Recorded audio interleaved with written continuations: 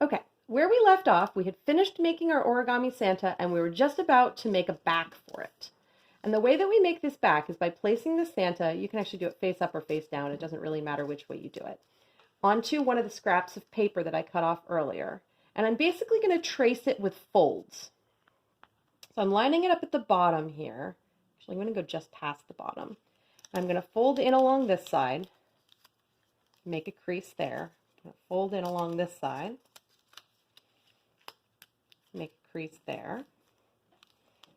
And then I'm going to fold in these two tiny little corners here as well. And what I have now is a folded traced version of my Santa. You can also do this with a pen or a pencil if you're very careful not to draw on your Santa. And now what I want to do is I want to cut not along those lines, but about 1/8 of an inch in from the edge of those lines. I'm going to cut right along that, just inside the line. And I'm going ahead and I'm going to cut all of those bits just inside the line, cut the flaps off just inside the line as well. And I'm going to end up with this sort of Christmas tree shape that should basically match my Santa. If it doesn't, I might need to trim a tiny bit extra to get it to match just right. But basically I want it to be the same size as the back without sticking out past the front. So that's right there. And now what I'm going to do is I'm going to put glue on this piece. And I don't want to do it on the table because if I put the glue on the table, it sticks to the table and leaves glops that I don't want to have to deal with later. So I'm doing it on a piece of paper or on my plate or something else. And I'm going to get it all nice and gluey. And then I'm going to take the gluey piece of paper and I'm going to line it up with the back of my Santa ornament, making sure to line up the corners as best I can so that nothing's going to stick out at the front. And then it has to use a little bit of my own body weight to sort of press that into place. I want to make sure it sticks everywhere. So I actually usually stand up and I lean all my weight on my fist just for about 5 or 10 seconds to press it through so that it glues through all the layers and presses down to seal the back of my Santa. And as I said before, you don't technically have to do this, but if you want to be able to hang it on your tree and have it not run away from you, this step is very helpful. It's not going to come unraveled or anything.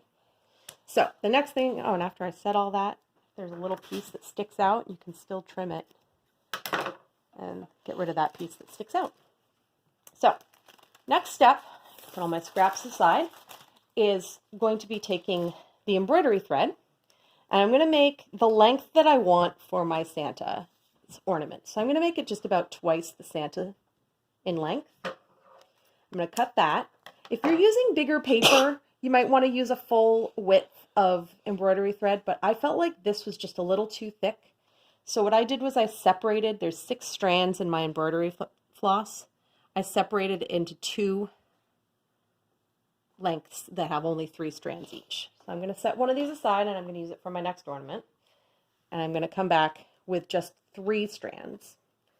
I'm going to thread those strands onto my wide hole needle and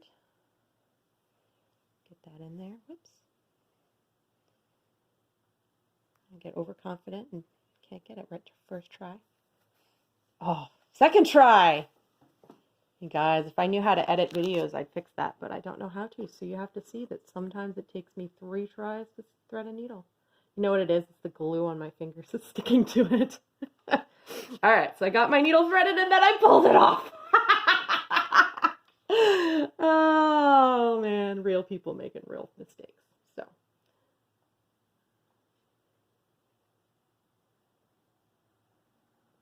All right.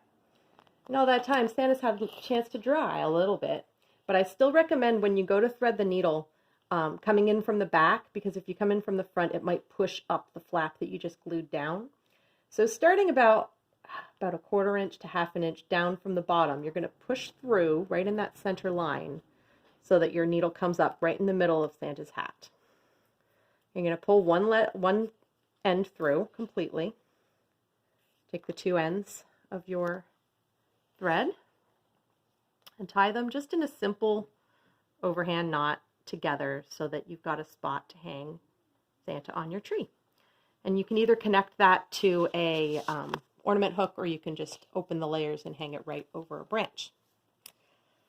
So the next thing I'm going to do is his face. You can make any face you want. We like the sort of closed eyes, smiling Santas. So we've been making kind of these half circle eyes. Just a little bit of a nose.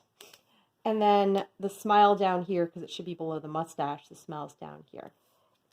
And now my Santa's face is finished. I'm going to wait till last to do the buttons because they take the longest to dry. So the next thing I'm going to do is glue on my pom-pom. And I think one of my children took my pom-pom, so I'll get a new pom-pom. And all you're going to do to stick the pom-pom on is get this thread so that it's sticking straight up, so that when you glue the pom-pom on, it's going to hold the thread on the right way.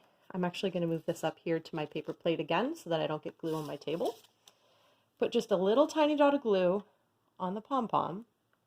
It won't take much. That's actually a little too much. I can take a little of the extra off. And then I'm going to glue it directly on top of the thread right through into the hat. And then the thread still is sticking straight up, but the pom-pom is hiding where it goes through the hat. So then last but not least, and then, like I said, don't do this till you're ready to stop touching your Santa completely, because once you do the buttons, you have to wait for the paint to dry. So I'm just going to take my fine point paintbrush, and I'm going to very carefully and gently just make 2 or 3 or 4 dots to be his buttons. And there you go. My ornament Santa is finished.